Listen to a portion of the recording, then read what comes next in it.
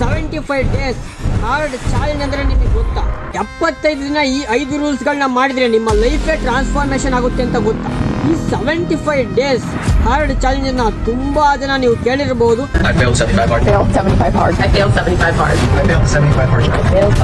I failed 75. Hard challenge failed 99% ಜನ ಈ 75 days hard challenge ಅಲ್ಲಿ ಫೇಲ್ ಆಗಿದ್ದಾರೆ.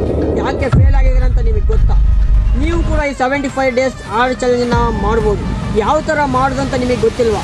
ಹಾಗಿದ್ರೆ ಯೂಟ್ಯೂಬಲ್ಲಿ ನನ್ನ ಯೂಟ್ಯೂಬ್ ಚಾನಲ್ ಒಂದು ಫುಲ್ ವಿಡಿಯೋ ಹಾಕಿದ್ದೀನಿ. ಈ 75 ಡೇಸ್ ಅಂದರೆ 75 ದಿನದ ಹಾರ್ಡ್ ಚಾಲೆಂಜ್ ಅಂದರೆ ಈ ಕಷ್ಟವಾದ ಒಂದು ಸವಾಲು.